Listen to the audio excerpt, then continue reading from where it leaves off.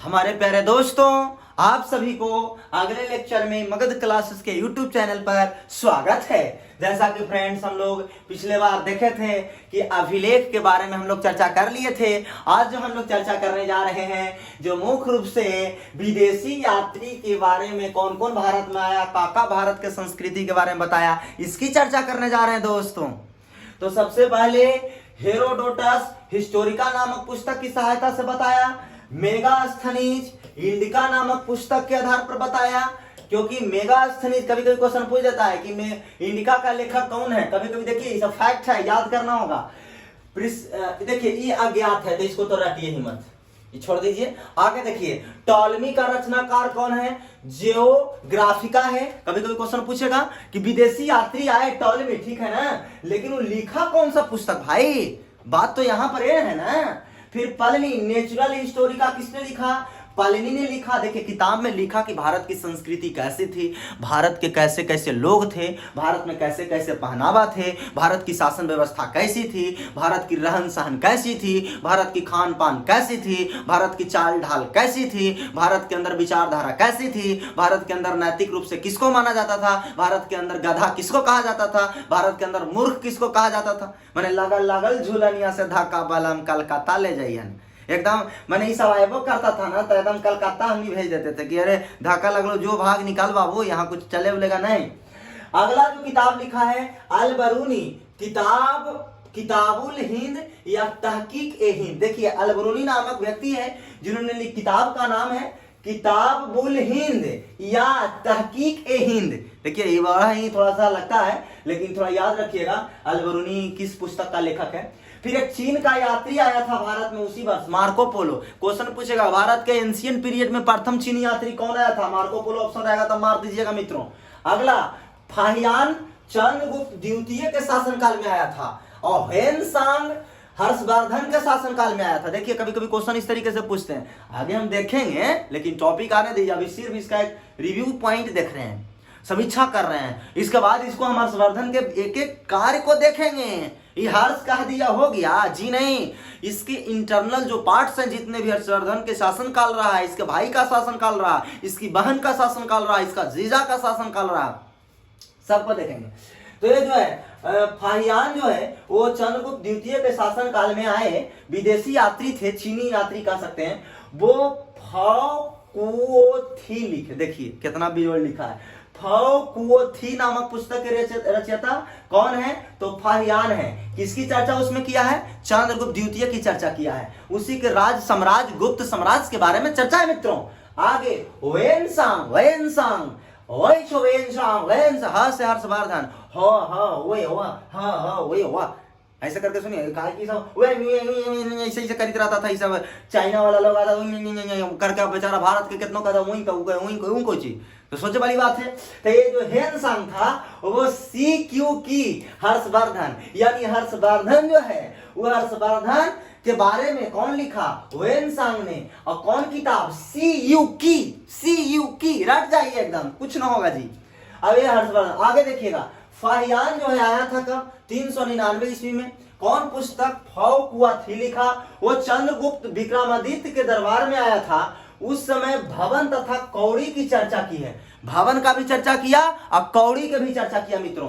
दूसरा सुंगचुन 1512 ईस्वी में, यह बंगाल के बोस में लिखा हुआ है, बंगाल के बोस में लिखा गया सुंगचुन के बारे में। वेनसांग ने क्या लिखा, 629 ईस्वी में आया। जो CU की लिखा, किसके काल में आया, हर्षवर्धन के शासन काल में। चलिए देखते चलिए, इस सब एकदम अभी समझा चुके हैं। आगे देखिए ये जो है, फिर आगे देखिए मित्रों, तो नालंदा, इसने जो है नालंदा विश्वविद्यालय में भी अध्ययन किया, अध्यापन किया, मैंने पढ़ा भी और पढ़ाया भी। इसीलिए यात्रियों का राजकुमार कहते हैं किसको, वेनसांग को, जो किसके काल में आया है, हर्षवर्धन के शासन काल में। देखिए प्रथम यात्री चीन से आया मार्को पोलो। चंद्रगुप्त द्वितीय के दरबार में कौन आया चंद्रगुप्त द्वितीय के दरबार में, अब जरा सोचिए कि कौन आया। तो आया था कौन भाई, तो वेनसांग नहीं आया था, फाहियान आया था। और वेनसांग किसके शासनकाल में आया, हर्षवर्धन के शासनकाल में आया। और इसीलिए क्या किया कि नालंदा विश्वविद्यालय में अध्ययन भी किया, अध्यापन भी किया, इसीलिए यात्रियों को क्या कहा जाता है? राजकुमार, राजकुमार। और इत सिंह आया 673 ईस्वी में। यह चीनी यात्री था जो त्रिपिटक की 400 प्रतियां अपने साथ चीन लेकर गया। बताइए, इत सिंह आया बाद में, जो त्रिपिटक के 400 जो प्रतियां फोटो कॉपी था वो चीन लेके गया और बताया कि देखो देखो देखो बौद्ध धर्म कितना महत्वपूर्ण है। जो है से कि सुत पिटक, विनय पिटक, अभिधम पिटक, तीनों पिटक के बारे में बताया। सुत पिटक, अभिधम पिटक अभी हम आगे पढ़ेंगे। त्रिपिटक के बारे में जो गौतम बुद्ध में जो चर्चा किया है, अब क्या उसमें सिद्धांत दिया गया है। अभी धैर्य रखिए, आगे देखिए। इबन बतूता, मार के मुंह तोड़ दीजिए तूता के। यह मोरक्को का रहने वाला था। आपको बता दें कि अफ्रीका में वो क्षेत्र पड़ता है, ऊपरी एरिया में मोरक्को। यह 7000 किलोमीटर की यात्रा करके मोहम्मद बिन तुगलक के दरबार में आया। किसके दरबार में? तो मोहम्मद बिन तुगलक साहब के दरबार में आया। मोहम्मद बिन तुगलक के बारे में पढ़ेंगे। तुगलक वंश आने दीजिए, खिलजी वंश, तुगलक वंश, लोदी वंश, गुलाम वंश सब पढ़ेंगे, लेकिन अभी इतने जानिए। आगे देखिए, अब्दुल रज्जाक, यह फारस के रहने वाला था। फारस के खाड़ी, ज्योग्राफी में देखे होंगे, ओमान की खाड़ी, फारस की खाड़ी, ये सब जो भी है। और यहाँ पर जो है ये विजयनगर काल में आया। विजयनगर जो साम्राज्य था वो 1336 ईस्वी में जो है वो तुंगभद्रा नदी के तट पर हरियाणा बुक्का ने बनाया था। भाई जी छोड़िए वो सब बात, वो भी हम लोग देखेंगे, अभी छोड़ दीजिए। और ये जो है इसका पुस्तक मतला ए साहेन, यह कृष्णदेव राय के दरबार में आया था। पुस्तक लिखा था मतला ए साहेन और आया था कृष्णदेव राय के दरबार में, जो विजयनगर साम्राज्य के कौची थे? शासक थे। अब आइए साहित्यिक स्रोत में आगे बात अगर करें, विदेशी यात्री तो हो गया, साहित्यिक स्रोत की बात करते हैं तो कहता है कि लिखित स्रोत को साहित्यिक स्रोत कहते हैं। जो चीज लिख दिया गया है उसी स्रोत को हम साहित्यिक स्रोत कहेंगे। और प्राचीन काल में यह सबसे बड़ा स्रोत था मित्रों, क्योंकि इसकी सहायता से यह पता चलता था कि भारत में कितने धर्म हुए, भारत में कितने जातियां में बटी, ये सब चीजें स्पष्ट होती है। उसमें आपको कहें तो एक गैर धार्मिक स्रोत था और एक धार्मिक स्रोत। कहता है जिसका धर्म से संबंध नहीं है उसको हम लोग गैर धार्मिक स्रोत कहते हैं, और जिसका धर्म से संबंध है मित्रों उसको हम लोग धार्मिक स्रोत कहते हैं। जैसे अगर हम आपको कहें अर्थशास्त्र, अर्थशास्त्र के लेखक विष्णुगुप्त थे। याद करिए, याद करिए, जिसको चाणक्य कौटिल्य कहा गया जी। विष्णुगुप्त का नाम है चाणक्य कौटिल्य भी। चंद्रगुप्त मौर्य के लिए बनाए थे। यह अर्थशास्त्र इकोनॉमिक्स की किताब नहीं है मित्रों, ये पोल साइंस की किताब है। यह शासन और प्रशासन की चर्चा करता है दोस्तों। और जो है आगे इसमें गैर ब्राह्मण वैसा स्रोत जिसका संबंध हिंदू धर्म से नहीं रहता वो गैर ब्राह्मण कहलाता है। हिंदू धर्म से नहीं रहेगा तो गैर ब्राह्मण कहलाएगा। और उसके तत्पश्चात जैन साहित्य की बात करें तो यह प्राकृतिक भाषा में मिले हैं। इन्हें आगम कहते हैं। क्या कहते हैं? तो आगम कहा जाता है। उदाहरण के लिए मैं आपको बताऊं तो इसमें 12 अंग, 12 उपांग, आधारांग सूत्र, भगवती सूत्र, मूल सूत्र आदि पुराण वगैरह भी है। पुराण उरान के भी चर्चा है मित्रों। और पुराण उरान तो बड़ा खतरनाक रूप में माना जाता है महिलाओं के लिए, लेकिन चलिए आगे हम चर्चा करते हैं। बौद्ध साहित्य पाली भाषा में लिखा गया, जबकि जैन साहित्य प्राकृत भाषा में लिखा गया। कभी कभी बतिया याद रखिएगा, इसमें क्वेश्चन आता है कि बौद्ध साहित्य पाली में कि प्राकृत में, जैन साहित्य पाली में कि प्राकृत में। बात को समझिए स्पष्टता के साथ। कहता है कि जातक ग्रंथ में महात्मा बुद्ध के पूर्व जन्म की 200 कहानियां हैं। महात्मा बुद्ध के जन्म के 200 कहानी है। कौन ग्रंथ में? जातक में। आपसे क्वेश्चन पूछेगा जातक का संबंध महात्मा बुद्ध से है? अरे भाई पूर्व जन्मों की कहानियां से है दोस्तों। और जो है ललित विस्तार में महात्मा बुद्ध की पूरी जीवनी मिलती है। ललित विस्तार एक पुस्तक है, ओकरा में महात्मा बुद्ध का पूरा जानकारी मिलता है। महात्मा बुद्ध के बारे में पूरा जानकारी लेना है तो ललित विस्तार पढ़िए मित्रों, जातक कथा से पता नहीं चलेगा। आपको बता दें कि अंगुत्तर निकाय में 16 महाजनपद की चर्चा है। 16 महाजनपद जो आगे महाजनपद काल जो पढ़ेंगे ओकरा में हम देखेंगे मित्रों कि किस तरीके से महाजनपद का विकास हुआ है। और कहा जाता है कि बौद्ध धर्म का सबसे जो पवित्र पुस्तक है वो त्रिपिटक है। और त्रिपिटक में 3 गो पिटक है मित्रों, जो तीनों आपके स्क्रीन पर दिख रहा है।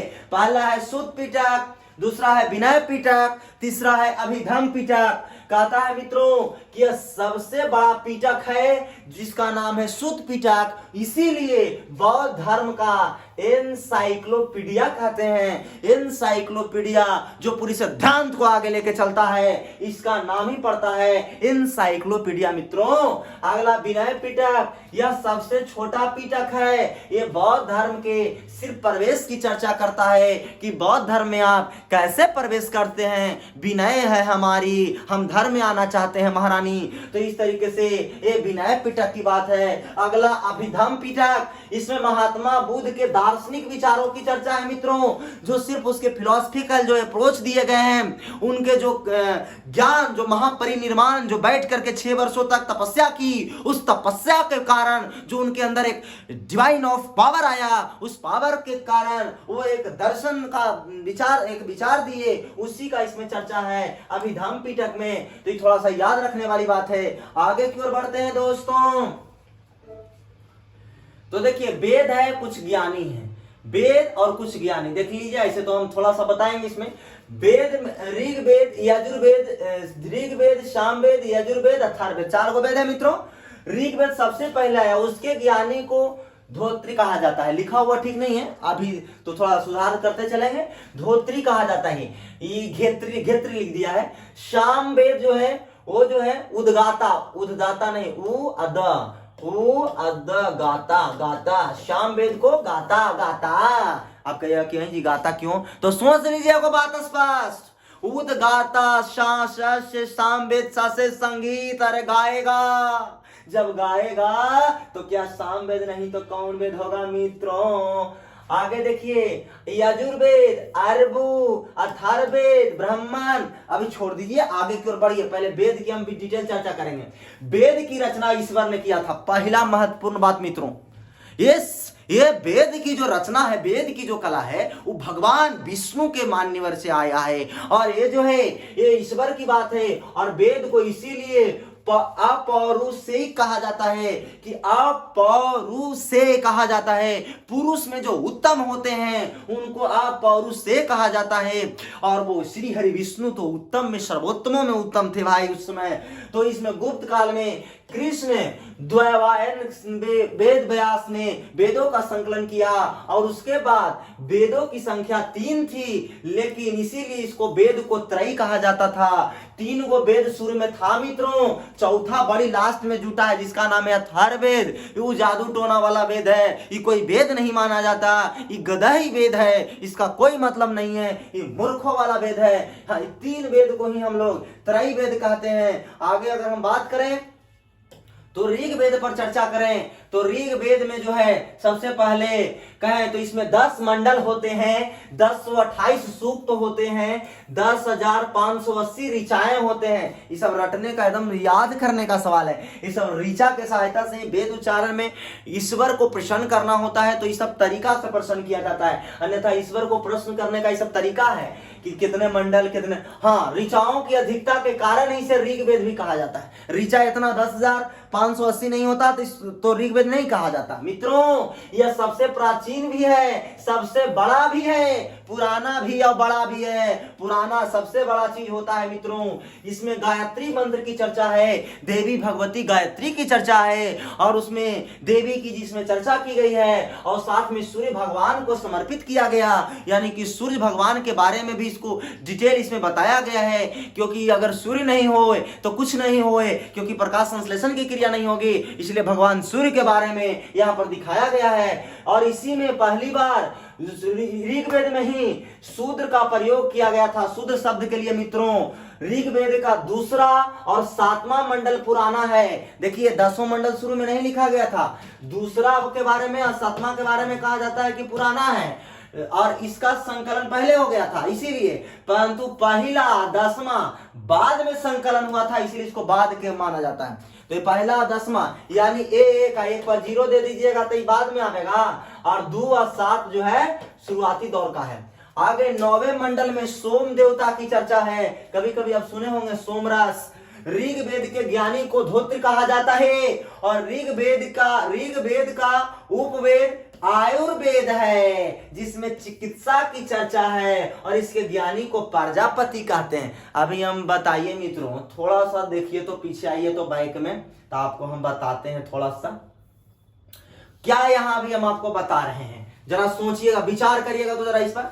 ऋग्वेद का उपवेद, वेदों में उपवेद है, जैसे जातियों में उपजाति, उसी तरीका से ऋग्वेद में उपवेद, यानी ऋग्वेद का उपवेद कौन है? यजुर्वेद है ना मित्रों, और यजुर्वेद है वो चिकित्सा का, उसमें चर्चा इसके ज्ञानी को होता है। आइए ऋग्वेद में देखिए तो ये कॉलम ऋग्वेद है, ऋग्वेद देखिए, उपवेद कौन है? आयुर्वेद, इसके ज्ञानी को प्रजापति कहते हैं। देखिए तो जरा ध्यान से देखिए, यही चीज माना यहाँ है, देखिए ध्यान से देखिए तो ऋग्वेद का उपवेद या आयुर्वेद है, और इसके चिकित्सा की चर्चा है, इसके ज्ञानी को प्रजापति कहते हैं। इसीलिए तो अभी बता रहे हैं कि देखिए मित्रों, टाइम फिक्स हो गया। आगे देखिएगा, दूसर का देखिए सामवेद। आइए सामवेद पर चर्चा करेंगे। इसमें जो है 1875 मंत्र है, और इसमें 99 मंत्र जो है सामवेद के लिए है, बाकी मंत्र सब ऋग्वेद से उठा दिया। अरे भाई मंत्र बना है या मंत्र बनिए नहीं रहा है, मात्र 99 को मंत्र बना है अपने मन से, बाकी सब ऋग्वेद वाला डाल दिया। सामवेद भारतीय संगीत के लिए जाना जाता है। इसके स्वर में सा रे गा मा पा धा नी की चर्चा है। सा रे गा मा पा धा नी की चर्चा होती है ना, तो ये जो है सबसे बड़ी। जैसे कहता है कि अल्लाह तेरे इश्क में दीवाना हो गया, न जाने मैं कब बेगाना हो गया, आज जब छोड़ा तो लगा कि पछताना हो गया, अब मिले हुए कई जवाना हो गया। देखिए तो हर एक अक्षर मिल रहा है कि नहीं मिल रहा है? जवाना हो गया, पछताना हो गया, ना हो गया है कि नहीं है? तो इस सारा गामा पधानी है कि नहीं भा? अब इसमें आगे देखिए, इसमें संगीत यज्ञ के समय गाए जाते हैं। संगीत के समय गाइए, झुनझुना लेके बजाइए, भगवान पधारेंगे मित्रों। सामवेद के ज्ञानी को उद्गाता कहते हैं। सामवेद का उपवेद गंधर्व वेद है। हर एक वेद का जो है उपवेद होता है, जैसे सामवेद का गंधर्व वेद है, अभी देख रहे हैं मित्रों, और इसके उद्गाता अभी तो हम बता चुके थे। और गंधर्व वेद के ज्ञानी को नारद कहते हैं। चलिए आइए सामवेद है, उद्गाता है, इसका उपवेद गंधर्व वेद है, गाने वाला को नारद कहते हैं। कहां कुछ छुपल है चीज वही तो स्पष्ट। अब देखिए आगे की ओर बढ़िए, यजुर्वेद में आइए देखिए तो इसमें 1990 मंत्र है। 1990 इसमें युद्ध एवं कर्म कांड की चर्चा है। कर्म कांड भाई जी, कर्म कांड की चर्चा है। इसको दो भाग में बांटा, एक कृष्ण यजुर्वेद और एक शुक्ल यजुर्वेद। भगवान कृष्ण का बहुत महत्व है, इसीलिए कृष्ण यजुर्वेद की जो चर्चा थी गद्य के रूप में थी, यानी कहानी के रूप में थी। शुक्ल यजुर्वेद की चर्चा है वो कविता के रूप में है, एक कविता के रूप में इसकी चर्चा की गई मित्रों। ये दो भाग में बटा हुआ है। और आपको मैं बता दूं, यजुर्वेद के ज्ञानी को अर्घ्यु कहते हैं। यजुर्वेद का उपवेद धनुर्वेद है। धनुर्वेद के ज्ञानी को विश्वामित्र कहते हैं, ये विश्वामित्र कहलाता है। अब आगे देखिए तो जरा थोड़ा सा, ये तो इसमें हम भी थोड़ा देखें कि क्या कहलाता है भाई। तो सबसे पहले बताइए, आइए यहाँ आइए मित्रों, कॉलम में आइए मित्रों। यजुर्वेद के ज्ञानी को अर्घ्यु कहते हैं, अभी देखे थे। इसका उपवेद धनुर्वेद था जी, ज्ञानी विश्वामित्र थे। अरे राम जी के गुरु जी, राम भगवान श्री राम के गुरु विश्वामित्र थे, वशिष्ठ मुनि जी। उनका तो कुछ कहना नहीं है, अरे बहुत महान थे वो, उनकी महानता पर संदेह कुछ और नहीं। आगे देखिए, इसके आगे अथर्ववेद पे आइए। अथर्ववेद पर अगर आप चर्चा करिएगा मित्रों तो ध्यान से देखते चलिएगा। अथर्ववेद इसकी रचना बहुत बाद में हुआ, उत्तर वैदिक काल में। वैदिक काल में तो चर्चा न हुआ, इसीलिए वेद को त्रिय वेद कहा गया, जिसमें ऋग्वेद, यजुर्वेद, सामवेद थे। अथर्ववेद उत्तर वैदिक काल में आ रहा है, जिसमें 6000 मंत्र है। ये मंत्र जो है जादू टोना, वशीकरण इत्यादि के लिए चर्चा है। ये जादू टोना जो कुछ समय के लिए 1 घंटा 2 घंटा के लिए आप करके दिखा देते हैं जादू, जैसे कोई पकौड़ी दिया तो कचौड़ी बना दिया, कचौड़ी दिया तो आटा बना दिया, बस कुछ देर के लिए आप ऐसा कर सकते हैं। वशीकरण यानी कि कुछ देर के लिए किसी को झिलफिलाया जा सकता है, ज्यादा दिन इसको झिलफिला नहीं सकते। ये अथर्ववेद में इसकी चर्चा है, क्योंकि ऋग्वेद में ईश्वर होते हैं। आरण्यक, आगे देखिए वेदों की चर्चा हो गया मित्रों। अब आगे आइए थोड़ा सा, अगर अथर्ववेद को फिर से आइए देख लेते हैं अथर्ववेद में क्या है, जो थोड़ा सा देखिए अपने कॉलम में देखिए, कॉलम में देखिए, कॉलम में देखिए। देखिए अथर्ववेद के ज्ञानी को ब्रह्मा कहते हैं, और बताइए उपवेद इसका शिल्य देव है, ज्ञानी को विश्वकर्मा कहते हैं। मित्रों नहीं हो याद करिएगा, कोई दिक्कत नहीं है, ये बहुत बाद के वेद है, हमको इससे कोई लेना देना नहीं होना चाहिए ज्यादातर। मित्रों आगे आरण्यक आइए, वैसी पुस्तक जिसकी रचना जंगल में हो गई हो उसको आरण्यक कहते हैं, जिसका रचना जंगल में किया गया हो उसको आरण्यक कहा जाता है। अथर्ववेद को छोड़कर सभी पुस्तक आरण्यक है, क्योंकि सबके रचना ऋग्वेद, यजुर्वेद, सामवेद, ये तीनों के रचना जंगल में हुआ था। क्योंकि हमारे जितने भी ईश्वर थे प्राकृतिक सौंदर्य के प्रखर थे, वो महल अटारी में या फिर उस तरीके के उनके अंदर लोभ लालच नहीं होता था कि हम सोने के बंगले में रहें। ईश्वर को तो ईश्वरीय शक्ति चाहिए, और उनको जो है लोगों का जो है प्यार चाहिए, ये नहीं कि उनको संपत्ति चाहिए। तो ये आरण्यक है। आगे देखिए वेदांग मित्रों, अथर्ववेद को छोड़कर सभी पुस्तक आरण्यक है। वेदांग में आइए, वेदों की भाली भांति समझने के लिए किसका उपयोग करते हैं, वेदांग की रचना किए हैं। वेदांग की संख्या 6 है मित्रों। ब्याजो निशिकाच, व्या से व्याकरण, जो से ज्योतिष, नी से निरुक्त, सी से शिक्षा, क से कल्प, छ से छंद। वेदांग की संख्या 6 है मित्रों, जो आपको बताए। ब्याजो निशिकाच यानी व्याकरण मित्रों, ज्योतिष मित्रों, ज्योतिष विद्या सीखेंगे आप तो आपको पता चलेगा कि क्या मेरे भविष्य में है, क्या हमें नुकसान होने वाला है, क्या हमें, मैंने अब आजकल तो ज्यादातर लोग मूर्खों का राज में चल गया। अगला निरुक्त है, अगला शिक्षा है, अगला कल्प है, अगला छंद है। आगे देखिए व्याकरण के अध्ययन को अष्टाध्यायी कहते हैं, ज्योतिष के अध्ययन को बृहत संहिता कहा गया, निरुक्त का अध्ययन निरुक्त शास्त्र कहलाया, शिक्षा का शिक्षा शास्त्र, कल्प का कल्प शास्त्र, छंद का छंद शास्त्र। यानी कुछ नहीं है, ये सब आपको याद करने की जरूरत नहीं है। मतलब किताब के रूप में कहा गया कि व्याकरण का अध्ययन कौन किया तो पाणिनि ने, ज्योतिष का अध्ययन कौन किया तो बृहत संहिता 12 मिहिर ने किया। तो ये सब कुछ उतना जरूरत नहीं है। आगे की ओर बढ़ते हैं। आगे देखिए पुराण में चर्चा करेंगे तो पुराण की बात करिए। देखिए पुराण तो बहुत बेजोड़ है, इसकी रचना महर्षि ऋषि तथा उग्र श्रवा ने किया था। इसकी संख्या 18 है मित्रों। वेदांग वेद की संख्या 4, वेदांग की संख्या 6 और पुराण की संख्या 18। याद करते चलिए, इसे 5वां वेद भी कहते हैं, समझ लीजिए। जो है पुराण को 5वां वेद कहा जाता है। इससे प्राचीन राजवंश की जानकारी मिलता है। यह पुराण में विष्णु पुराण, मत्स्य पुराण, वायु पुराण, ये सब मुख्य आता है मित्रों। थोड़ा सा समझ लीजिए, ये सब धार्मिक चीजें हैं।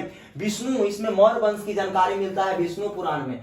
मौर्य वंश की जानकारी विष्णु पुराण से प्राप्त होता है। मत्स्य पुराण, इसे सातवाहन वंश की जानकारी मिलता है। इसमें विष्णु भगवान के 10 अवतार की चर्चा है कि विष्णु भगवान मछली से कैसे भगवान बन गए। पहला अवतार मत्स्य ही था, यानी कि मछली से आगे बढ़ते हुए सुअर हुए, बराह हुए, परशुराम हुए, तराम हुए, तब विष्णु, मैंने कई उनका लीला है, उनका लीला अपरंपार है, इसमें दिखाया गया है मत्स्य पुराण में। वायु पुराण पर आइए, इसमें गुप्त वंश की जानकारी मिलती है। इसमें लिखा है समुद्र गुप्त का जो घोड़ा है वो 3 समुंदर के पानी पीता है मित्रों। यानी कि समुद्र गुप्त का जो घोड़ा है, जो गुप्त वंश के राजा है, वो दक्षिण भारत तक, पूरा उत्तर भारत से पूरा दक्षिण भारत तक कब्जा कर लिया है। यानी अरब सागर, बंगाल की खाड़ी और हिंद महासागर, वो तीनों जगह अपना अधिकार जमाता है। अगला देखिए उपनिषद मित्रों, इसका अर्थ होता है गुरु के समीप बैठकर ज्ञान प्राप्त करने का ही अर्थ है उपनिषद। गुरु के समीप बैठकर ज्ञान प्राप्त करना ही उपनिषद कहलाता है। पहले गुरुओं को बहुत सम्मान दी जाती थी, उनके प्रति प्रतिष्ठाएं होती थी, विद्यार्थियों के मन में उनको बहुत अलग ढंग से देखा जाता था। लेकिन उस तरीके की विचारधारा वर्तमान परिस्थितियों के अकॉर्डिंग नहीं रहा और यह ब्राह्मणों के विरुद्ध राजपूतों की एक प्रक्रिया मानी जाती है। और उसके तत्पश्चात अगर हम आपसे कहें तो उपनिषद की संख्या 108 है, किंतु 13 को जो उपनिषद है उसी को मान्यता है। जैसे वेद की संख्या 4, वेदांग की संख्या 6, पुराण की संख्या 18, उपनिषद की संख्या 108। का कोई दिक्कत लग रहा है मित्रों? नहीं। आगे देखिए, अब उसके बाद बृहद नारायण उपनिषद देखिए, यह सबसे बड़ा तथा प्राचीन है। बृहद नारायण उपनिषद 13 को उपनिषद के भले मान्यता मिला, उसमें से बृहद नारायण उपनिषद सबसे बड़ा भी है और प्राचीन भी है मित्रों। वो भी समझ लीजिए थोड़ा सा गौर से कि बड़ा भी है और प्राचीन भी है। जिसमें कठोपनिषद को देखिए, एगो तो बृहद नारायण उपनिषद हुआ जो सबसे बड़ा है, उपनिषद 13 को मान्यता मिला है, ओकरा में सबसे बड़ा है बृहद नारायण। जबकि ये वो है कठोपनिषद, इसमें यम एवं नचिकेता की चर्चा है। इसमें ओम ओम शब्द के महत्व को दर्शाया गया है। ओम शब्द के महत्व, ओम में बहुत पावर है मित्रों। ये यम नचिकेता क्या थी? तो यमराज से नचिकेता थी जो अपनी पति का, जिसको बिहुला भी कह लीजिए, अपना पति का जो है अपने सतीत्व गुण के कारण वो इतनी पवित्रता थी उनके अंदर कि अग्नि परीक्षा दे देती थी। तो आप समझ सकते हैं कि उनके अंदर क्या क्षमता होगी। समझिए, इतनी पवित्रता थी कि कहा जाता है कि पवित्रता की बात नहीं की जाती है भाई कि किस तरीके आजकल को चीज है, मार लिए ने हालो और उन्हें गेलो और उन्हें फिर ही हट लो और उन्हें से आगलो हल लो। तो ई कौची है, ई वाला पवित्रता नहीं है, ई नाश पवित्रता की बात होती है। इसीलिए यम और नचिकेता की चर्चा जो वहां से भी प्राण खींच के ले आई, इसकी चर्चा कठोपनिषद में है। कहा गया कि नहीं, वाह क्या बात है, नचिकेता ने क्या इतिहास बनाया और उससे सीखने की जरूरत है आजकल के लोगों को। आगे देखिए मुंडकोपनिषद, इसमें सतमेव जयते जो आप देखते हैं, सतमेव जयते आपको बहुत जगह मिलता होगा भारत सरकार के लोगों में, ये मुंडकोपनिषद से मिलता है मित्रों। अगला अब बात करें मुंडकोपनिषद, आपसे क्वेश्चन पूछेगा सतमेव जयते की चर्चा किस उपनिषद में है? तो मुंडकोपनिषद में। लेकिन आपसे कहे कठोपनिषद में किसकी चर्चा है? तो यम एवं नचिकेता का। और ओम शब्द थोड़ा सा याद रखिएगा, बिना ओम याद रखले नहीं, ओम पूछ देता है मित्रों। अगला ज्वालोपनिषद, इसमें ब्रह्मा विष्णु और महेश अर्थात त्रिमूर्ति की चर्चा है। ब्रह्मा विष्णु महेश त्रिमूर्तियों की जो चर्चा है वो जावलोपनिषद में है। ये जावलोपनिषद में इसकी चर्चा की गई है। अलोपनिषद यह सबसे बाद का उपनिषद है, इसकी रचना अकबर के साथ हुई थी। फिर आगे स्मृति साहित्य की अगर हम बात करें मित्रों, तो यह कहा जाता है कि प्राचीन राजवंश की जानकारी मिलती है इससे। और स्मृति साहित्य की संख्या 36 है। विष्णु स्मृति प्लस नारद स्मृति से युक्त गुप्त काल की जानकारी मिलता है मित्रों। और मनु स्मृति तथा याज्ञवल्क्य स्मृति से मौर्य काल की जानकारी मिलता है। आपको बता दें, मनु स्मृति को डॉक्टर अंबेडकर ने फाड़ के फेंक दिया था और जला दिया था, तो ब्राह्मण ने नारा दिया था, जब जब ब्राह्मण बोला है राज सिंहासन डोला है। इसीलिए अनर्थ मत करो। और इसीलिए मैं आपको बताऊं कि काहे फेंके थे मनु स्मृति को मित्रों, तो इसमें जुआ खेलने को उचित बताया गया था। कहा कि जुआ खेलने वाला खेले, शराब पीने वाला पिए, कोई फर्क नहीं पड़ता, लेकिन जो ना पीता है ओकरो पिला दीजिए। ये कौन सी सिस्टम है भाई कि कल कि ना वो तो मारबे करा होथिन, 2 घोट मार ले हलथिन? ऐसा नहीं है। ऐसा करने पर इसमें कहा गया था पुराण में कि ऐसा किसी भी व्यक्ति के ऊपर आरोपित करने से पहले उसकी जानकारी हासिल करें, अन्यथा अगर आप ऐसा नहीं करते हैं और उस पर आरोप लगाते हैं तो आपको नरक में जाना होगा और वो पृथ्वी के माध्यम से ही आप नरक में पहुंचिएगा। यहाँ पर ऐसी बात कही गई थी। फिर मनुस्मृति को धर्म शास्त्र भी कहा। ऊंची जाति या नीची जाति की वरीयता देने लगा लोग। दलित तथा महिला को नीचा दिखाया गया। इतना तक महिलाओं को कहा गया ढोल गमार शूद्र पशुनारी सकल ताड़न के अधिकारी। ढोल को बिना बजेले बजता नहीं है, गमार को बिना मारले सुधरता नहीं है, शूद्र को बिना लतियेले सुनता नहीं है, पशु नारी, नारी पशु के समान होती है, इसमें ऐसा कहा गया। ढोल गमार शूद्र पशु नारी, सकल ताड़न के अधिकारी, उसको जितना ही आप प्रतिष्ठा देंगे उतना ही वो माथे पे नाचेगी, ऐसा यहाँ कह रहा है। मेरा कोई ऐसा ओपिनियन नहीं है जैसा कि यहाँ कहा गया, वो मैं आपको बता रहा हूँ। आगे देखिएगा, इसमें विवाह के लिए पुरुष की आयु 25 वर्ष तथा लड़कियों की आयु 12 वर्ष रखी गई है। 25 वर्ष के लड़का, 12 वर्ष की लड़की होनी चाहिए। ऐसा शादी थोड़ा सा अनकंफर्टेबल लगता है, 5 साल 10 साल का अंतर तो बहुत है, लेकिन ये अंतर ज्यादा का है। आगे देखिए, इसमें 8 प्रकार के विवाह होते थे। 4 विवाह अनुलोम होते थे, 4 विवाह प्रतिलोम होते थे। 4 को अच्छा माना जाता था, 4 को बुरा माना जाता था। अनुलोम विवाह प्रतिलोम विवाह की चर्चा है। संस्कार की संख्या 16 है, संस्कार की संख्या 16 है, और उसमें दाह संस्कार अंतिम संस्कार है। और आपको मैं बता दूं, गर्भाधान संस्कार, जब बच्चे गर्भ में होते हैं तो उसको गर्भाधान संस्कार कहते हैं। उसको बहुत ही अलग तरीके उसको कहा जाता है कि पति के साथ उसको नहीं रहना चाहिए, उसको अलग रहना चाहिए। इसमें गर्भाधान संस्कार का नियम है कि जब हो जाए, बच्चा घर में आ जाए तो थोड़ा उसके प्रति जैसा आप देखेंगे, क्योंकि 80% संस्कार जो है गर्भ में बच्चा के हो जाता है, 20% संस्कार बाहर होता है, और अपन संस्कार समय समय पर दिखावित रहेगा, वो क्या करेगा इसकी कोई गारंटी नहीं। आगे देखिएगा, तो दाह संस्कार अंतिम संस्कार होती है। ऋण 3 प्रकार के होते हैं, देव ऋण, ऋषि ऋण, पितृ ऋण। देव ऋण, देवता ने हमको पैदा किया मित्रों, उसके प्रति मेरा ऋण है, उसको चुकता करें, उनके प्रति सम्मान रखें, श्रद्धा रखें, उनके बातों को माने। ऋषि ऋण, जिन गुरु से हम पढ़े, जिन गुरुओं के प्रति सम्मान रखें, भेदभाव न करें, या फिर उनके प्रति कोई वैसा नियत न रखें, तो ये ऋषि ऋण से भी वंचित अच्छा होना है। पितृ ऋण मित्रों, जो पिता का ऋण, जो पिता ने पैदा किया उसके ऋण को पूरा करें। ये सब पुत्रों के लिए लागू होता था, पुत्रियों को ऐसा उस समय कोई कर्तव्य नहीं था।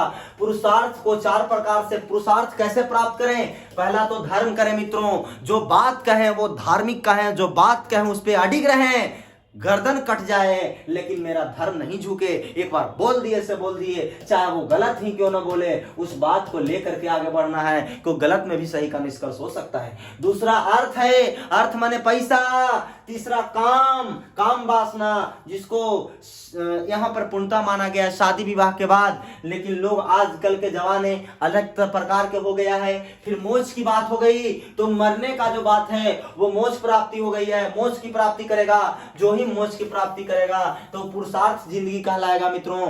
आगे देखिए, आश्रम की संख्या 4 थी। जन्म से 5 वर्ष की अवस्था को बाल्य अवस्था या शिशु अवस्था कहते हैं, जबकि इसमें आश्रम को उसको बाल्य अवस्था या शिशु अवस्था कहते हैं। इसमें आश्रम की संख्या 4 है, जिसमें ब्रह्मचर्य अवस्था, गृहस्थ जीवन, वानप्रस्थ जीवन, सन्यासी जीवन। मित्रों देखिए, चारों लिखा हुआ है, समझिएगा। ब्रह्मचर्य अवस्था 5 साल से 25 वर्ष तक गुरुकुल, गुरु के पास शिक्षा लीजिए, उनको सम्मान कीजिए, उनके नेतृत्व में सीखिए, उनकी बातों को अवहेलना न कीजिए, ऐसा यहाँ पर कहा गया है मित्रों। गृहस्थ जीवन 25 से 50 वर्ष तक परिवार के साथ रहें, शादी विवाह करें। 25 साल में किसी भी कंडीशन में शादी हो जाना चाहिए, और नहीं तो फिर वो क्या होगा जो आप जानिए। ये गृहस्थ जीवन है। अगला वानप्रस्थ जीवन 50 से 75 साल मित्रों, ये सामाजिक और धार्मिक जीवन का काल है। धर्म में लग जाइए, धर्म पुण्य का होना चाहिए, धर्म के बिना कोई काम नहीं होता, अधर्मी का नाव डूबना तय होता है। इसीलिए यहाँ पर सामाजिक तथा धार्मिक काम के लिए 50 से 75 वर्षों तक बनाया गया है। आपके लक्षण, आपके संस्कार आपके संतान में जाएंगे, और संतान किसी पद पे बैठता है, किसी राष्ट्र हेतु कल्याण हेतु बैठता है, तो उसकी बदमाशी, उसकी झूठलसाजी, उसकी जलसाजी राष्ट्र को बर्बाद करेगा और कई लोगों को अहित कर सकता है मित्रों। अगला सन्यासी जीवन जो 75 साल से अधिक है, जो वन एवं तपस्या का जीवन है। आप घर त्याग दीजिए, तपस्या कीजिए, ईश्वर में श्रद्धा कीजिए। आईना की 20 वर्ष में श्रद्धा करे लगिए तो चल जाइएगा वानप्रस्थ की ओर, तो हो जाइएगा बैराग, और जाके बन जाइएगा टैराग, तो टैर धोइत रहिए। आगे देखिएगा, महाकाव्य, महाकाव्य की संख्या 2 है, जिसमें महाभारत है और रामायण है मित्रों।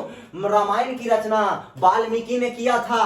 प्रारंभ में इसमें 12 12,000 श्लोक थे, किंतु वर्तमान में 24,000 श्लोक हैं। वो गुप्त काल में पूरा किया गया मित्रों। महाभारत और रामायण को वाल्मीकि ने लिखे हैं। वाल्मीकि बहुत ही एक अच्छे सुशिक्षित संस्कृतविद थे मित्रों।